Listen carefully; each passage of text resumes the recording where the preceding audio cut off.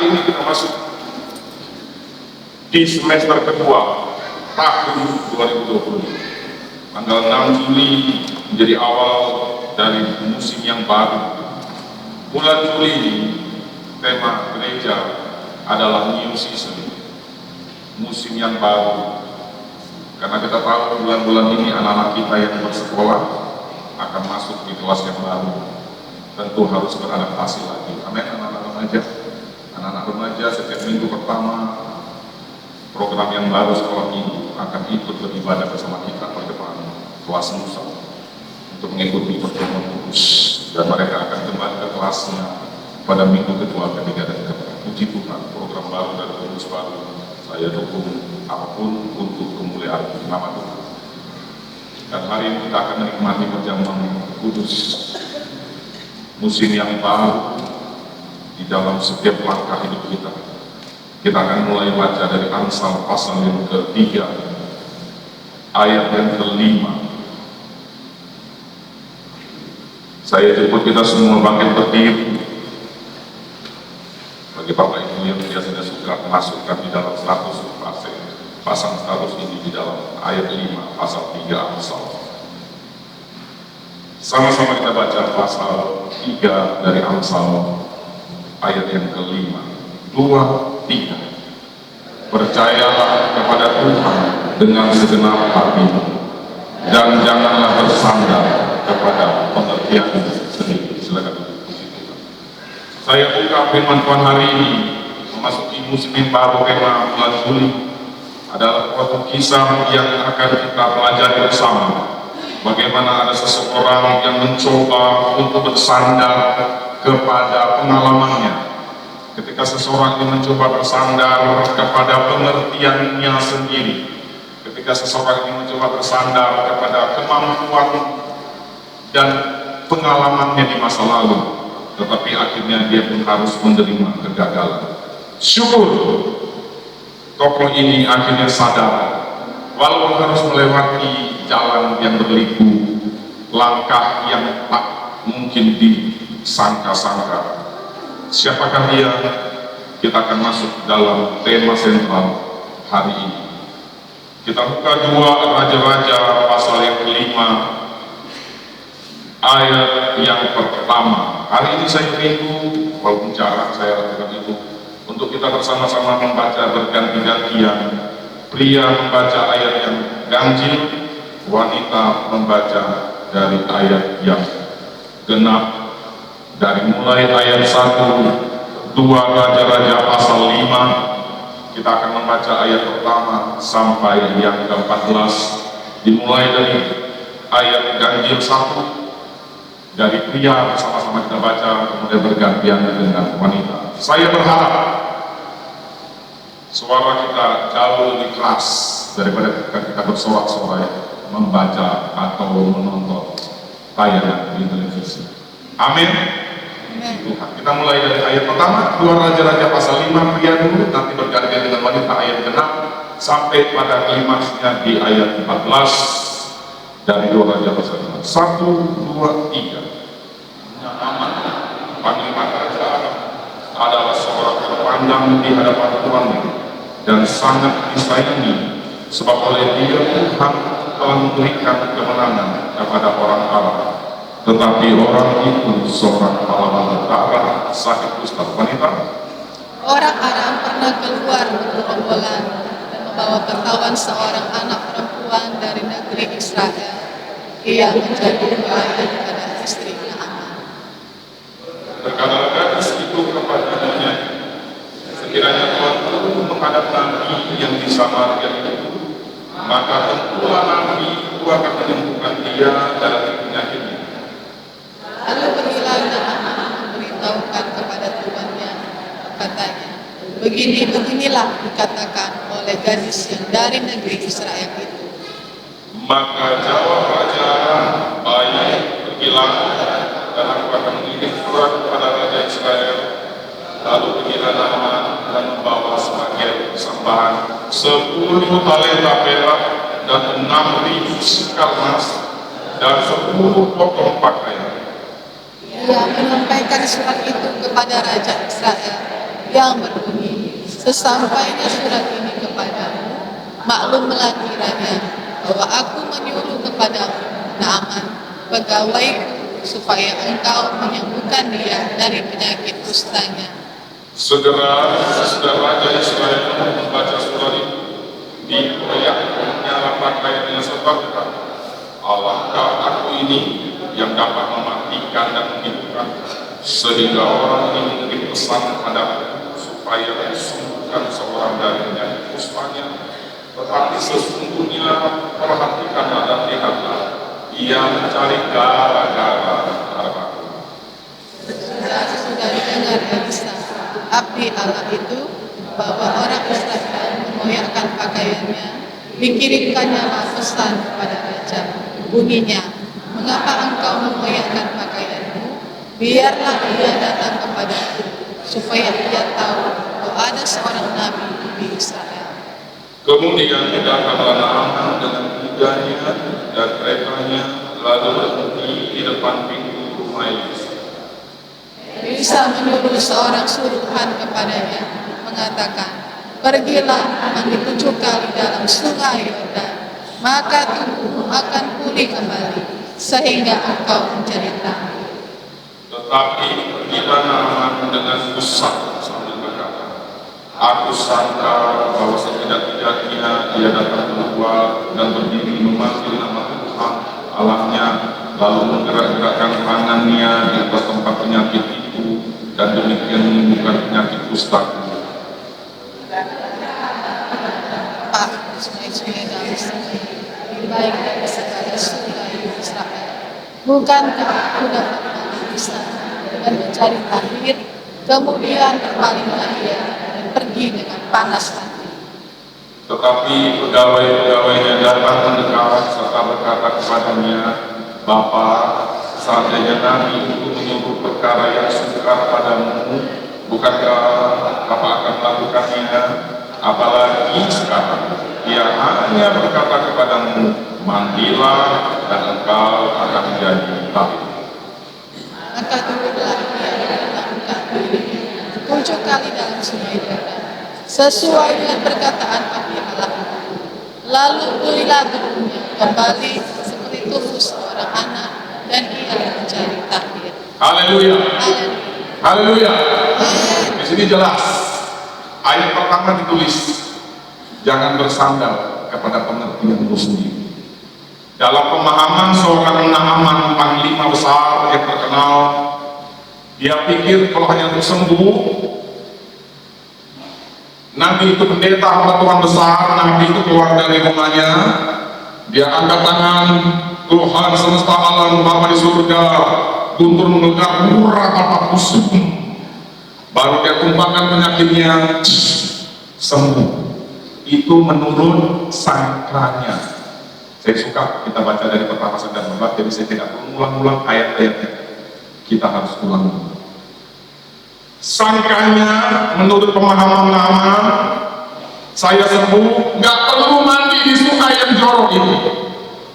Waktu di perikop ini, sungai Yordan di posisi Naaman berada, maksudnya begitu ya, adalah posisi sungai yang agak keruh dan tidak jernih, bukan seperti sungai Batur, di sungai Sebetangan, di Bengkayang, sungai jernih di Enfiling, Payan, kalau hujan, Pancur Aji, Ria Macam di Sanggau, sebut saja semua sungai yang bagus-bagus, atau sejernih pantai di Bangka Belitung. Tapi sungai Yordan pada saat dia lihat, apa? Saya jenderal panglima terkenal bala tentara alam. Saya datang ke sini saja dapat surat pengantar langsung dari Raja Alam. Bertemu dengan Raja. Sekarang you suruh I mandi di sungai jorok begini? No way! Langsung 10 menit masuk poin. Berapa banyak kita mencoba untuk mengaku Tuhan?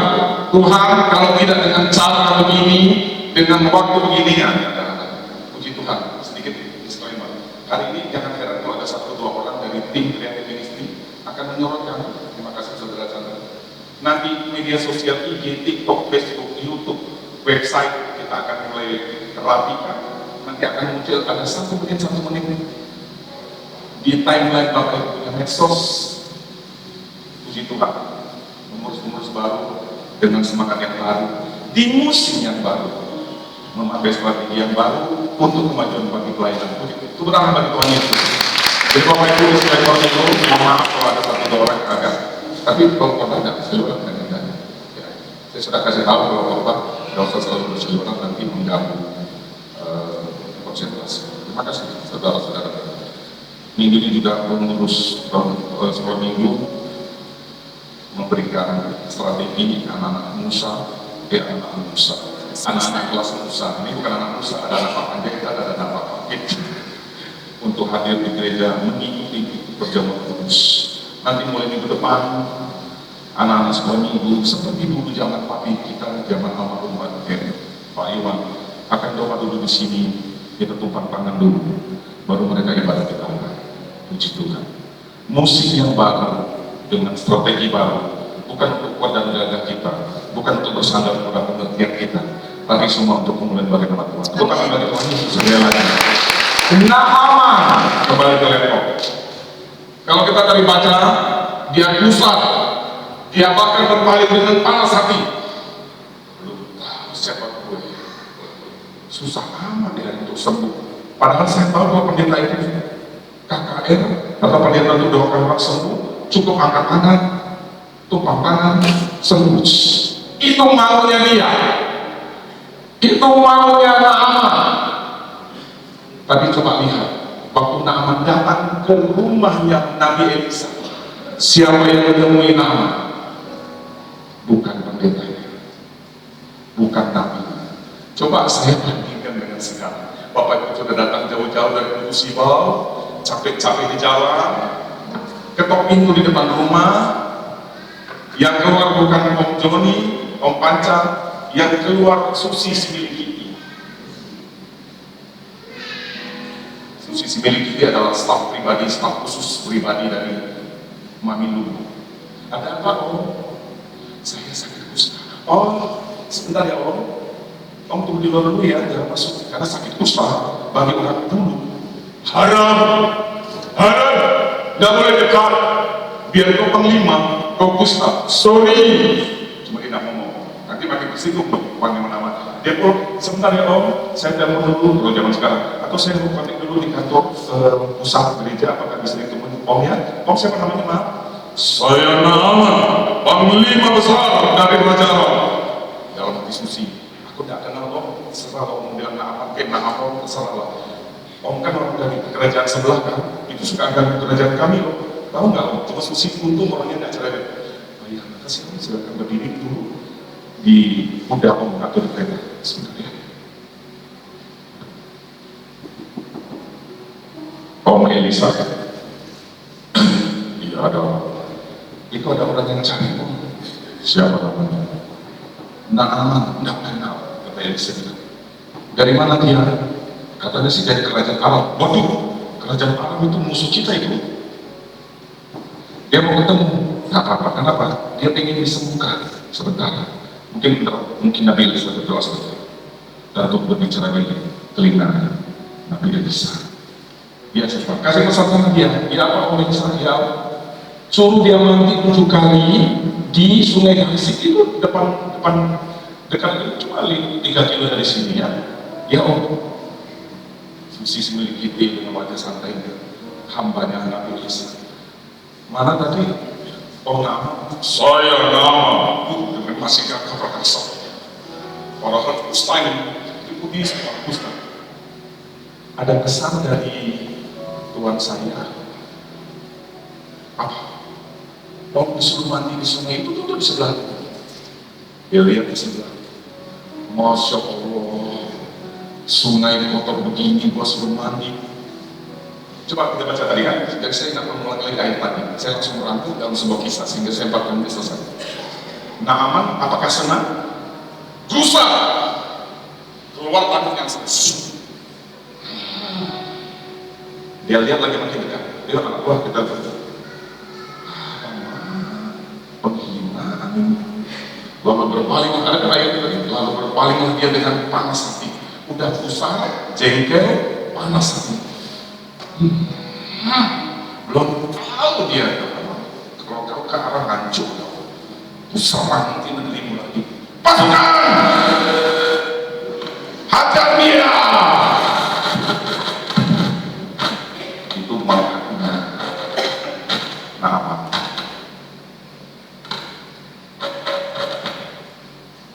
Tapi seorang Naaman punya bawah. Ayat berapa dia? Ayat berapa? Yang Naaman lagi kesal.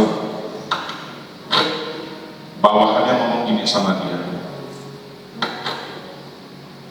Bapak, keren sekali. Bapak, kalau Nabi itu nyuruh Bapak misalnya panjang gunung Rinjani sekarang, yang berapa minggu lalu baru kalian ke orang berhasil, demi sembuh mau nggak? Mau.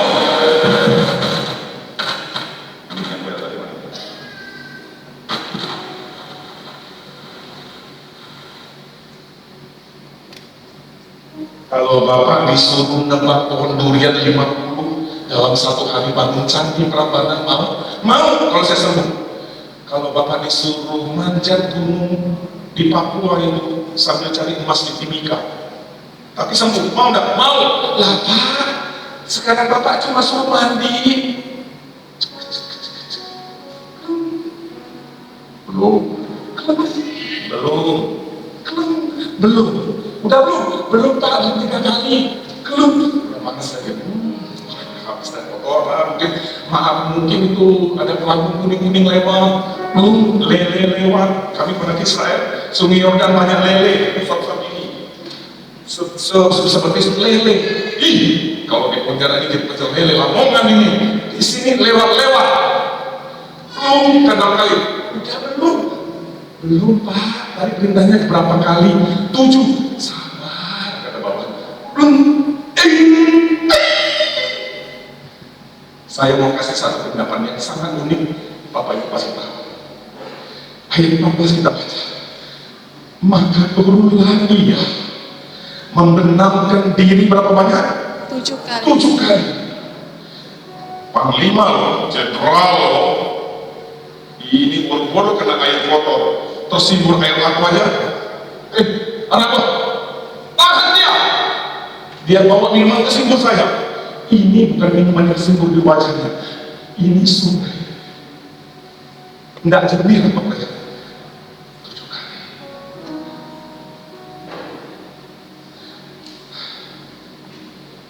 Apa yang menjadi rancangan? Kata Tuhan, bukan rancanganku. Sebab rancanganmu bukan rancanganku, kata Tuhan. Tapi rancanganku akan membawa damai sejahtera. Haleluya! Tepuk tangan bagi Tuhan Yesus. Rancanganku, kata Tuhan, akan membawa mukjizat dan kesembuhan bagimu, hai anak-anakku. Kau hanya perlu kerendahan hati, taat akan segala perintah. Syukur diawali dengan bad starting, dengan proses mungkin agak simple semi bad, tapi pada ujungnya kita baca sama-sama ayat 14 bagian B, sesuai dengan perkataan api Allah itu. Sama-sama mulai dari kata lalu, 1, 2, 3. Lalu pulihlah tubuhnya kembali seperti tubuh seorang anak, dan dia menjadi lahir. Yang punya HP Alkitab bahasa kini, firman Allah yang hidup, terjemahan sederhana, tertulis kulitnya menjadi putih, jadi mulus seperti kulit bayi, seperti anaknya Bapak Yosua Cirmanafek. Peganglah bayi-bayi yang punya anak, seperti itulah kulitnya Naaman diberikan Tuhan.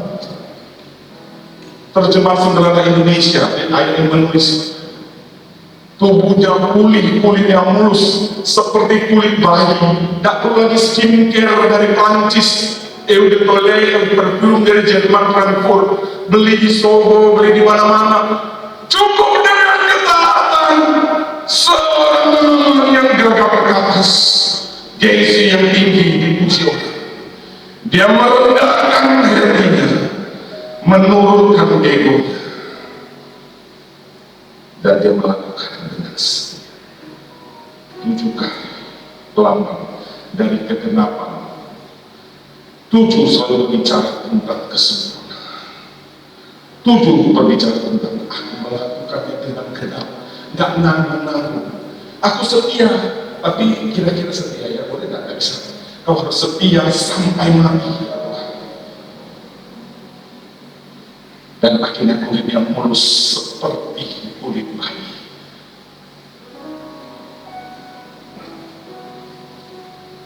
Tuhan rindu membawa umatnya memasuki musim yang baru. Katakan amin. Amin. Tuhan rindu kita memasuki musim yang dimulihkan, kesembuhan bagi yang sedang sakit, terlebih sakit rohani, jasmani maupun jiwa, dan terobosan baru. Tetapi musim yang baru tidak datang otomatis tanpa harga. Seorang Naaman membutuhkan harga, yaitu harga diri dan egonya yang biasa dipuja, dipuji, dihormati serta kerajaan Aram. Bahkan dia dengan mudah diminta surat pengantar, Raja, saya mau disembuhkan sama seorang nabi namanya Elisa di kerajaan Israel, di tetangga di sebelah selatan kita. Langsung dikasih surat rekomendasi, sekaligus dengan uang proyek, uang jalan. Nih ada amplop uang jalan. Nanti kalau peminat pihak bintang 5, diklaim saja sama bendahara. Siap. Dengan gagahnya dia masuk kerajaan Israel, karena Israel adalah sering diganggu dia. Israel itu minoritas dan sering diganggu sama Aram. Itu isinya preman-preman semua. Kalau sudah datang dari sebelah utara, orang Israel langsung patukan. Jadi waktu Raja Israel mendapat surat pengantar dari raja, sampai Raja Israel begini, membayangkan bajunya. Apa sih aku itu?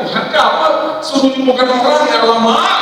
Lalu untung lagi raja itu ada nabi dengar. Raja yang galau.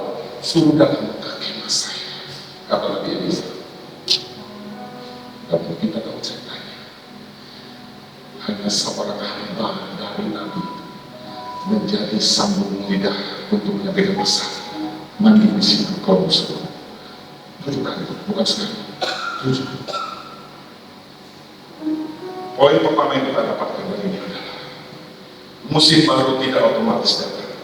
Saya dan kita semua tidak terkecuali membutuhkan musim-musim terobosan, pemulihan yang baru dalam hidup kita. Anak-anak muda, nanti sore banyak anak muda, mereka banyak meninggalkan kampungnya untuk kuliah di Pontianak. Saya tahu mereka kalau boleh disuruh milih tidak mau tinggalkan orang tuanya. Apalagi anak mama, anak papa, anak ini, anak bibi yang biasanya mungkin minum cucu sama mamanya, harus kuliah di Pontianak, tinggalkan lingkungan yang lama, keluar dari zona nyamannya demi masa depan. Yang mudah akan banyak cerita saya di sore. Kalian kuliah di sini pasti akan tinggalkan orang tua dan sudah tinggalkan orang tua. Kalian senang? Harus di sini maunya kampusnya pindah ke sebelah rumah saya. Oh, boleh nggak? Kalau menurut pengertian saya, Tuhan aku berdoa, kampus Untan buka cabang di sebelah rumah saya, persis jurusan dan fakultasnya. Itu mau? Tak bisa. Kalau kamu kuliah di Untan, kau harus ke Pontianak. Anakku, boleh nggak? Kenapa anak Tuhan yang dikasih Tuhan? Apa yang aku doakan pasti dikabulkan. Sampai kampus pun bisa pindah. Mantap kalau sampai kampus bisa pindah ke sebelah rumahmu. Berarti doa melebihi Tuhan Yesus. Karena Yesus saja berkata begini dalam doa yang sekali. Ya Bapa, sekiranya mungkin cawan ini lalu daripada aku. Itu permohonan Yesus. Tapi kalimat setelahnya itu keren banget Bapak Ibu. Tetapi bukan kehendakku, kehendakmu saja. Naaman mungkin berpikir, aku harus hanya ketemu pendeta Nabi angkatannya musuh. Kenyataannya dia disuruh mandi di Sungai Yordan. Poin pertama, musim baru yang kita dalami dari Tuhan seringkali dimulai dari langkah kecil dan tak terduga. Tak terduga kasih baik itu tak jalan kau yang kuandalkan. Bentarnya bukan sisi itu juga di sisi itu. Sabar ya tadi tanya. Cik, jalan tak terselahi oleh hati kami. Siapa yang bisa menempatkan itu? Namun satu yang percaya, tundukkan hati kita dalam berdoa. Ada rencana yang Bapak, aku mau seperti ini caranya. Kalau aku pelayanan seperti ini, kalau aku sekolah, kuliah, bekerja, usaha, profesi seperti ini, waktunya begini, caranya begini, ya Tuhan, aku berdoa, amin. Lalu kita terus, bukan tertipu, kita tergoda dengan ayat, apa saja yang kamu doa dan minta, maka Tuhan akan kabulkan. Ayat ini cuma itu aja. Dia lupa baca ayat sebelum dan sesudahnya. Sudah bilang begini, tetapi semua itu sesuai dengan kehendak Bapa di surga, agar dimuliakan Bapa. Jangan cuma ayat apa saja yang aku minta Tuhan kasih. Besok pagi langsung 1 miliar penduduk bumi langsung jadi orang Kristen. Setiap doa dapat, setiap doa dapat, setiap minta dapat. Baru mikir dapat istri, langsung datang istri 5. Nggak mungkin. Baru ingin pacar, langsung datang pacar dari Norwegia, Austria, Jepang, Bule, Afrika Selatan. Kalau Pak bingung juga, hah? Saya minta 1, ada orang 10. Itu karena doamu, setiap doa dikabulkan Tuhan. Tidak mungkin. Saya yakin Bapak pasti bukan istrinya ini kalau setiap doa dikabulkan Tuhan. Betul lah kan? Setiap kita pacaran kan kita doa Tuhan. Biar yang jadi pasangan itu, jadi istri kita. Saya yakin di sebelah kita bukan sekarang. Oke, Pak, ini pacar pertama saya sekali itu bagus. Ini pacar yang sudah ke-9. Yang ke-1 sampai ke-8 tidak lolos. Ya, karena doa udah dikabulkan. Pengertianmu beda dengan cara Tuhan. Musim yang baru. Kadang-kadang dimulai dari langkah kecil dan tak terduga. Kita buka ayat 2 dan 3. Orang Arab pernah keluar bergumul, ayat 2. Tetap ada di 2 raja kita tidak kemana-mana. Dan membawa tertawan seorang anak perempuan dari negeri Israel. Ia menjadi pelayan pada istri Naaman. Jadi nyonya Naaman, ibu atau istrinya bapak panglima Naaman. Namanya siapa? Ibu Naaman. Jelas masalah kita. Anak remaja. Siapakah nama apa ya? Siapakah nama istri panglima Naaman? Tidak tahu, gampang. Ibu Naaman. Oke, aman, sudah. Siapakah nama istri Pak Gembala? Ibu Gembala, selesai. Sudah. Siapakah nama istri Pak Tambubulu? Ibu Tambubulu. Bisa kita. Itu sudah sangat saya gampang dan pasti tidak ditanya seperti itu. Lalu pelayan itu ngomong sama nyonya, maknya, ya, kalau maknya beda ya. Kalau maknya itu capek ya, saya nyonya dia, Pak Hongki, Pak langsung ciuman, wah, nyonya Hongki, apa? Dia ngomong apa sama nyonyanya? Sekiranya Tuhan mengharap Nabi yang Samaria ayat 3, maka tentu Nabi itu akan menemukan dia. Kesembuhan Naaman dimulai dari seorang gadis budak tawanan yang sekaligus pelayan yang tak terkenal. Bahkan kita tidak temukan nama pelayan itu. Coba cari sampai rumah siapa nama gadis ini yang ngomong sama nyonya Naaman. Siapa tahu saya dapat gambar dari Bapak Ibu, dapat dari AI, dari ChatGPT, DeepSeek semua. Oh namanya, oh gitu. Nonim, anonim, hanya disebut oleh Alkitab seorang gadis tawanan dari Israel yang sekaligus pelayan. Tapi oleh keberadaan gadis pelayan tawanan dari Israel, dia memberikan saran kepada nyonya Naaman. Coba Tuhan nanti ke Israel, kerajaan saya hidup kamu lawan aku. Di situ ada nabi yang Tuhan pakai untuk melakukan mukjizat. Coba lihat, Tuhan tidak pakai saja orang-orang yang hebat, besar, dahsyat, viral, tapi Tuhan bisa pakai orang-orang yang tak bernama, sederhana, yang mungkin tak ditolerir, tapi Tuhan bisa pakai sebagai awal permulaan terobosan dari hidup kita. Naaman tidak pernah bayangkan bahwa musim baru dalam hidupnya itu kesembuhan, pemulihan dan terobosan jasmani dan rohani dimulai dari suara seorang gadis kecil tawanan dari Israel yang sekaligus menjadi pelayan di rumahnya. Musim baru sering dan kadang-kala datang lewat pintu yang tampaknya kecil tak terduga. Jangan pernah remehkan hal-hal dan suara-suara nasihat kecil dari orang-orang yang nampaknya tak dianggap masyarakat di sekitarmu, tetapi membawa suara firman Tuhan. Amin. Katakan amin. Amin. Apa refleksi kita untuk hari ini dari poin tadi? Bapak Ibu, adik-adik orang muda, berapa banyak kita hanya mendengar orang yang punya strata yang menengah ke atas saja ya, tapi kita sudah langsung menjawab, siapa kau, gajimu aja lebih kecil dari aku, kau mau kasih nasihat sama saya. Kamu barusan anak kemarin sore ini urusan budak tawanan dari Israel lagi, tolong tak negeri itu saya dijajah. Kau kasih nasihat kepada siapa kau? Misalnya nama ngomong sama gadis ini kan, siapa kamu mau kasih nasihat saya, panglima besar? Nah, dia terima. Buktinya dia pergi ke Israel. Amin. Siapa lagi orang yang mungkin kayaknya sederhana dan tak dianggap? Pelayan. Dia hampir tinggalkan sungai Yordan, tapi bawaannya mengapa di ayat 13? Apa?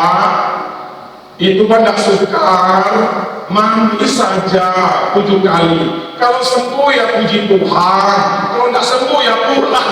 Maksudnya gitu. Haleluya, tenang Pak. Haleluya. Kalau mau jalani saja, kalau tidak mau no problem, nanti tulus. It's easy lah, bahasa kalian bilang easy.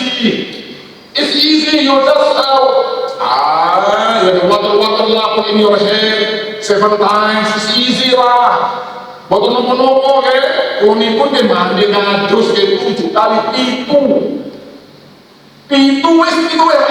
orangnya itu mudah tenang, terus turunkan gengsimu, Tuhanku, gengsimu. Aku ngerti sampai kagak tadi kocok Bisma waktu dulu mau sembuh dah, mau mandi, just take it back this swimming in history.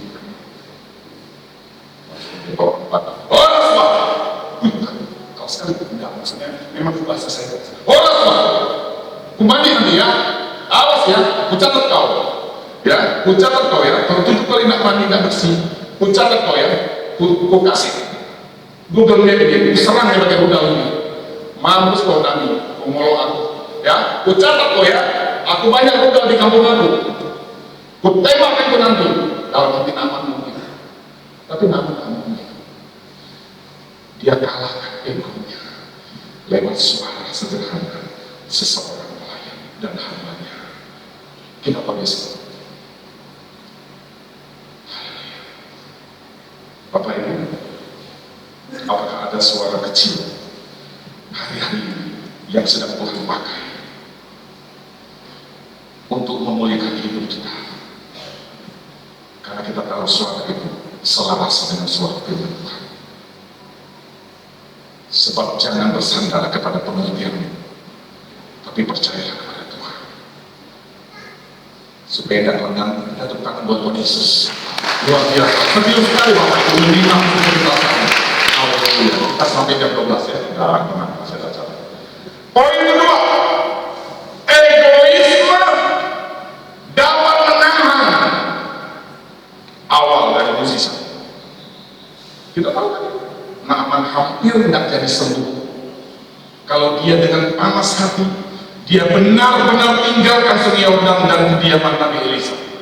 Dan saya percaya kisah ini akan selesai dengan sad story, no happy ending, no. And everlasting to be continued film.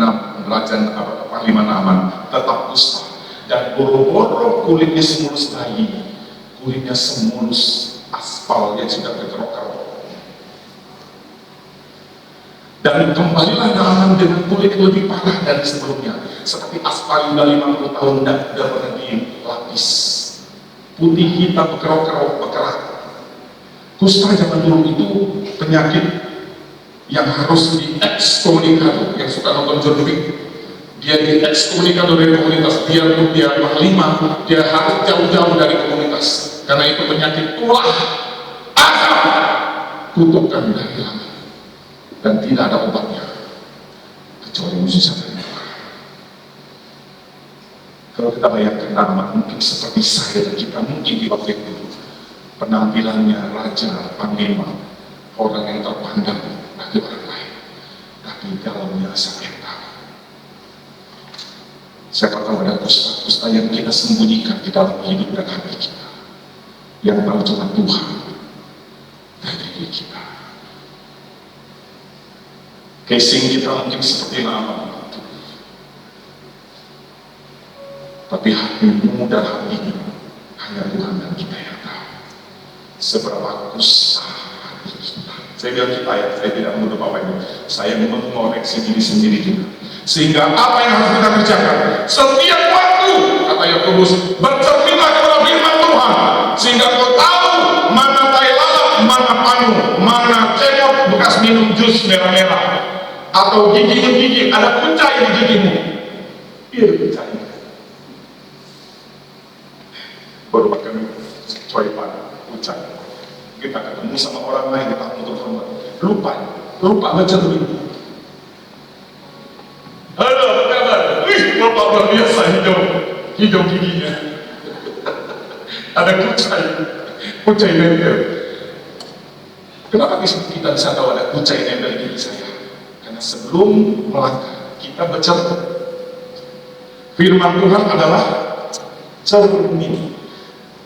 Parahnya orang Kristen, tapi saya juga orang Kristen ya, saya juga orang Buddha, saya orang Kristen. Yang dicermin bukan diri sendiri, coba lihat.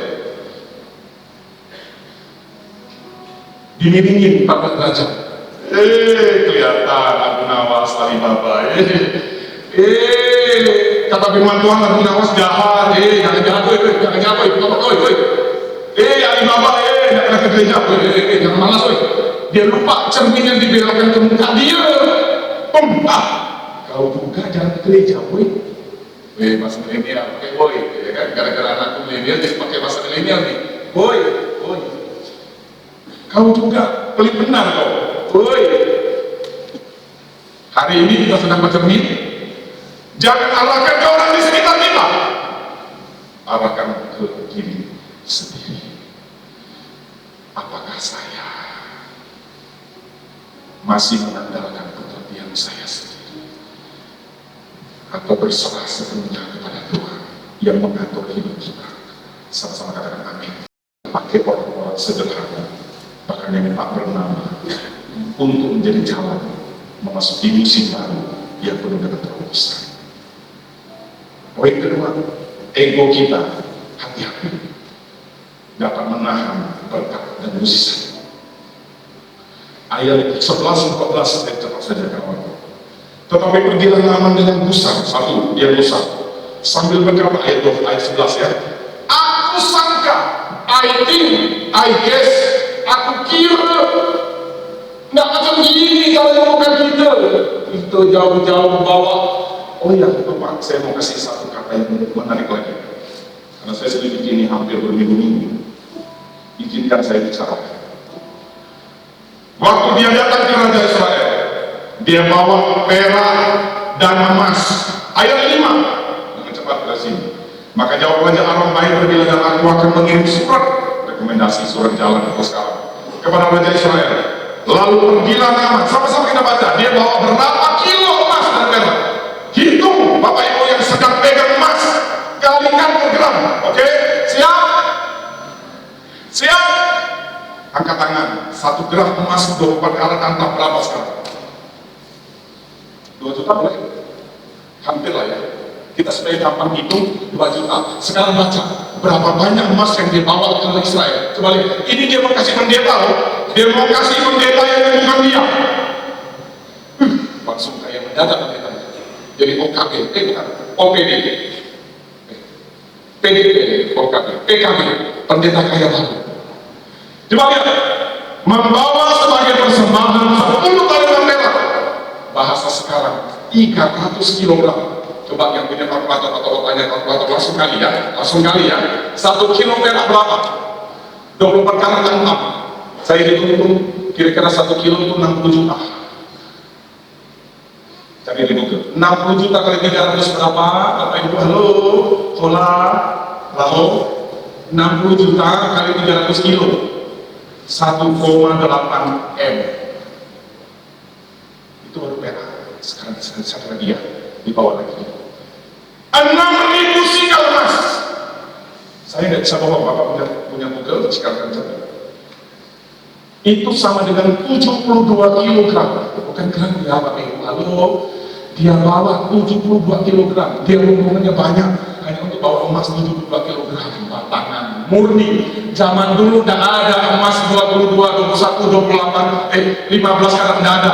Zaman dulu dia ngambil dari pertambangan, dia murnikan, ya kalau tidak 23, 24 karat, hitung saja logam mulia antam 24 karat, 1 gram 2 juta. Dia bawa 72.000 gram. Kita tidak bisa bayarkan. Tolong saya akan baca cepat.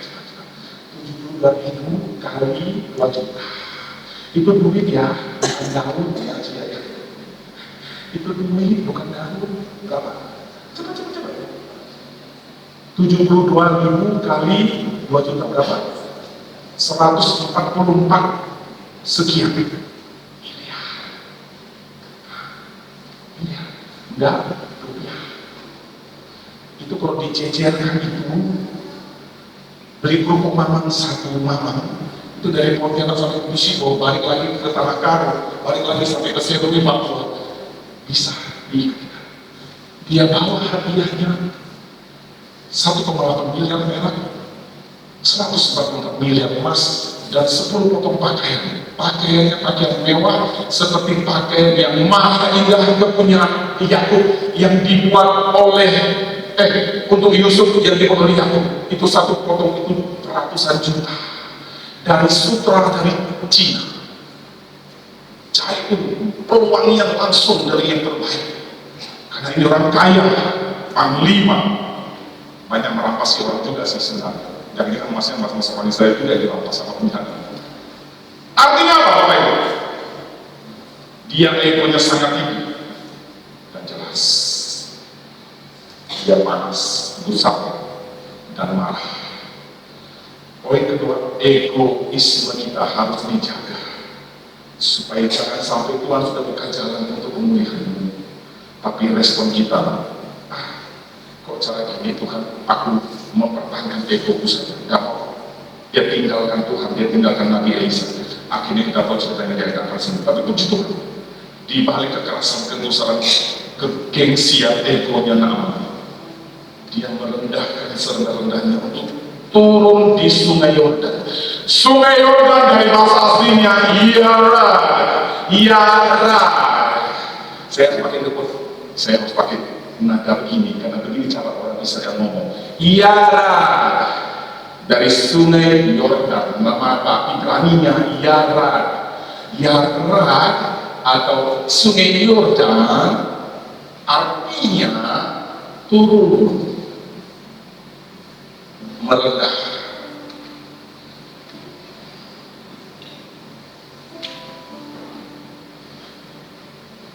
Dan Naaman harus 7 kali turun. Kau tidak cukup 1 kali, kata Tuhan. Kau sudah sangat terpandang. Kau harus 7 kali, artinya genap, komplit. Gak ada lagi simpangan-simpangan bias. Yordan dari bahasa Ibrani, Yara. Masih gitu ngomongnya, tidak boleh ngomong Yara, tak boleh, tidak boleh. Yara, tidak boleh. Yara, tidak boleh. Yara. Turun ke bawah. Dari sini Tuhan mengingatkan kita, kalau engkau mau mengalami terobosan musim nyerah, tanggalkan ego, turun di di sungai yang cukup kotor. Bukankah Naaman bilang begini, apa nada papa di dalam situ? Lebih jernih sungai Bahir kayak ini. Ngapain aku bisa mandi di sana? Jangan ngatur cara Tuhan memulihkan itu. Ikuti saja cara Tuhan. Abana dan Parpar itu di Damsyik. Di Damsyik itu di mana? Tempat di mana Rasul Paulus ingin membunuh orang Kristen minggu lalu. Keren kan ada sambungannya. Dan Damsyik itu dalam dunia Quran di mana? Damaskus. Damaskus adalah ibu kota negara Suriah. Basir al-Asad akhirnya di Kudeta. Dan sungai Abana dan Parpar. Sungai Abana ada menembelah tengah kota, ibarat sungai Jalwi sekarang. Dan sungai Parpar ada di sebelah pinggiran dari Damaskus, Suriah. Dan hari ini dua sungai yang dibangga-banggakan oleh Naaman hanya menjadi sungai kecil yang jorok dan tak terawat. Tapi kalau Bapak Ibu sekarang ke Israel, ke Holy sungai Yordan masih mengalir air dari pegunungan Hermon sampai ke laut Danau Galilea. Air yang jernih, walaupun ada ikan lele, lele bumbu. Dan di situ kami terbit masuk ke baptis ya, untuk merasakan dinginnya. Dan sungainya saya tahu lebarnya dari sini, waktu kami sana lebarnya dari sini dan dalam sini jernih, dingin, kering. Sungai ini yang dihina sama anak-anak. Sungai Yordan jorok begini. Apa yang disangka manusia hebat pada awalnya hari ini sirna. Apa dan Parpar hari ini tidak ada apa-apanya, cuma menjadi kodok di depan KFC sekarang. Jorok, kecil, dan tak diangkat. Apa kebanggaan kita dulu? Tuhan tahu ke depan sungai ini tidak ada apa-apa. Kau cukup ambil sungai Yordan yang Naaman. Ego kita hati-hati, dia bisa menghalangi berkat Tuhan mengalir. Padahal mungkin Tuhan sudah bilang ini, diberkatilah anakku, mengalir lagi kiriman berkat dari malaikat. Mantul, rupanya dia tidak siap, masih ketutup hatinya dengan kepahitan, dendam, amarah, kekecewaan, kemarahan, kesombongan, keegoisan. Tapi Naaman jangan begini, dia buka hatinya. Buka hati untuk zaman. Kalau kita mau sembuh seperti Naaman, kita harus datang ke pusat penyembuhan itu, YPK. Banyak kita seperti Naaman, ingin Tuhan yang datang ke kita. Bolehlah aku mandinya di sungai di kampungku? Nabi Isa tidak ngomong, kau mau sembuh di Yordan. Kalau kita mau dipulihkan Tuhan, datang kepada Tuhan. Jangan ego, Tuhan yang harus datang. Tuhan harus membelai hati. Aku tidak salih, Tuhan datang dengan rupa yang elegan. Hai anakku, kenapa engkau lama tidak ke gereja? Mau kita diundang? Ada dua cerita kehilangan di Alkitab. Kalau kita domba, satu domba hilang, dicari. Itu kan domba. Saya dapatkan teguran keras itu waktu Yordan tahun 1995. Seorang pendeta muda yang tak terkenal, tapi saya sangat dipegang itu kata-kata. Tidak selamanya kau menghilangkan diri dengan sadar. Tuhan cari kau. Ada kisah kedua tentang anak bungsu hilang. Apakah bapaknya pergi ribuan kilo cari anak bungsu? Tidak. Kalau domba memang disana, karena domba memang menggambarkan orang yang betul-betul tidak mengerti firman Tuhan, tidak mengerti rencana Tuhan. Dia terhilang karena dia bandel. Seorang gembala akan cari dia. Semua Kiki, Koko, Suma.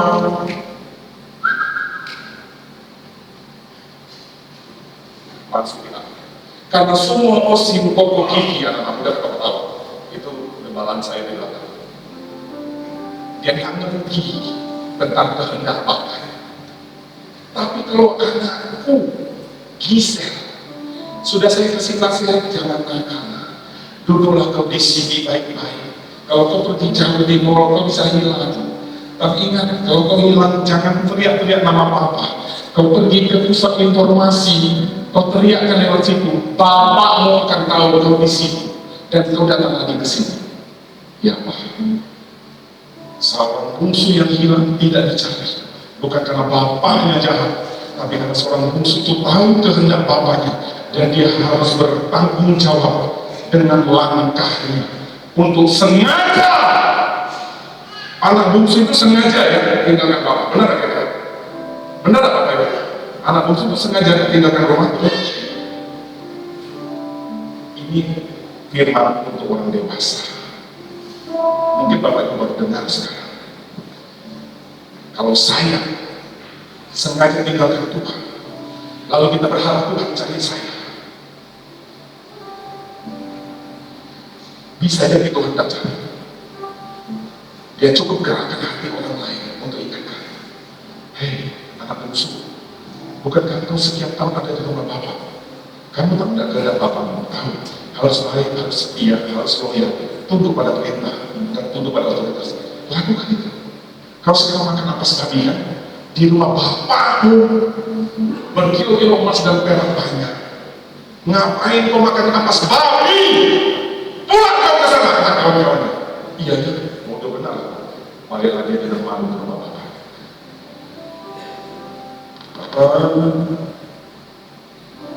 Engkau sungguh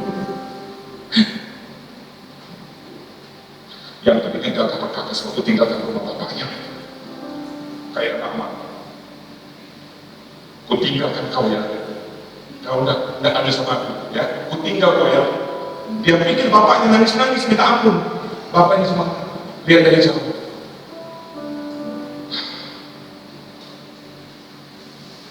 Dia pergi dengan kesombongannya, masih banyak duit.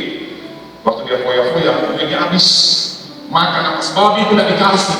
Gimana ya ampas babi ini tidak berharganya? Kau beli, nggak ada duit pun. Kau tahu nggak? Bapakmu banyak pelayan, jangan kena ampas babi. Babi itu dipotong untuk kau. Dengan gengsinya yang dapat, gengsinya diturunkan. Aku mau pulang ke rumah Bapak. Gak jadikan anakku, gak apa-apa. Jadikan babu dan anak saya. Ku akan pulang selalu. Anakku! Di depan rumah, dia dengar. Wih!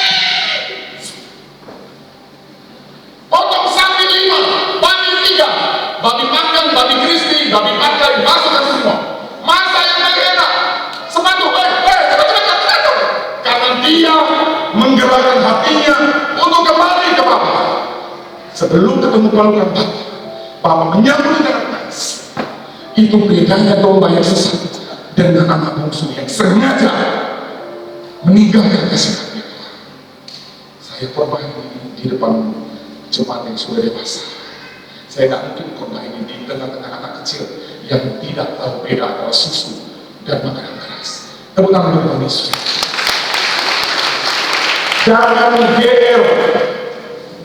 Kita merasa seperti domba yang sesat bakal dicari.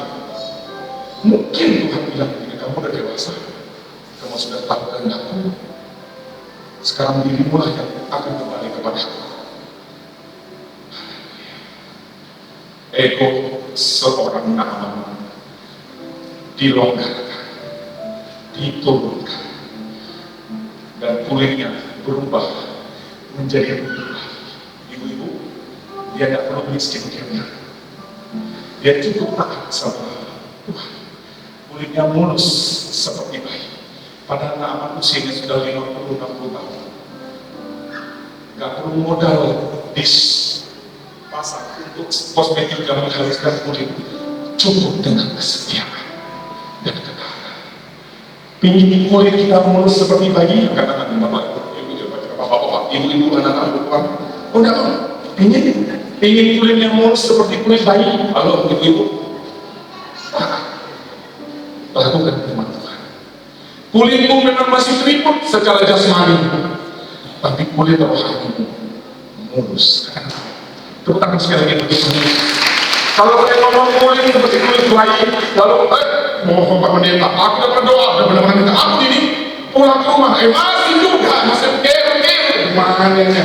Yang kere itu kulit jasmanimu, yang sepulus putih kulit bayi, kulit rohani. Kata amin. Amin. Masih boleh lah pakai skincare ya, karena kulit jasmanimu memang sudah berumur. Pakailah skincare ya, pakailah sunblock, tapi kulit bayi kita rohani, mulus. Artinya apa? Kita dipulih, kita mengalami musik. Pakai dia. Dua poin saja. Jangan pernah remehkan suara Tuhan melalui orang-orang yang bahkan tidak dikenal. Yang kedua, kunci pemulihan. Kita harus menyangkal diri, menurunkan ego kita, dan taat melakukan firman Tuhan. Sekalipun nampaknya tidak masuk akal dan tidak nyaman. Naaman tidak nyaman masuk sungai kotor. Naaman jijik, Naaman gengsi, tapi dia turunkan semua gengsinya demi kesembuhan. Menjadi pelaku firman tidak gampang. Ampunilah orang yang bersalah kepada kamu. Itu tidak gampang. Tapi kalau kita taat, terobosan musim yang baru akan menjadi bagian kita. Amin. Profesi, bisnis, usaha, keluarga, pekerjaan semakin mengalami terobosan kalau kita selalu belajar taat dan setia menjadi pelaku firman. Siapkah hati kita juga untuk kita masuk dalam perjalanan yang lurus? Perjalanan yang lurus adalah lambang ketaatan Yesus yang terbesar. Kalau seorang Yesus tidak taat kepada perintah Bapaknya, kita tidak akan mengalami sakramen malam hari. Kalau dia tinggalkan bumi karena dia tidak taat, tidak ada yang disalibkan, dan kita mungkin belum diselamatkan. Tidak ada kisah Kristen, tidak ada kisah salib, tidak ada kisah Golgota. Kalau Tuhan Yesus sebagai manusia seutuhnya, dia tidak taat sebaik mati. Lalu kadulah cawan ini, tapi bukan kehendakku, bukan ego. Aku letakkan egoku di bawah kehendakmu Bapa. Lalu Tuhan berkata dalam hatiku, dia sudah merendahkan dirinya sampai mati. Lalu Tuhan mengangkatnya lebih nama di atas segala nama, dan di bawah kolong langit ini tidak ada nama lain yang dapat kita diselamatkan dan diselamatkan. Karena buah ketaatan Yesus, kita sekarang ada di tempat ini sebagai orang Kristen. Hargai korban Kristus. Jadilah anak-anak yang taat, sekalipun harus melawan ketidaknyamanan. Jalan utama selalu ada di kita, sehingga boleh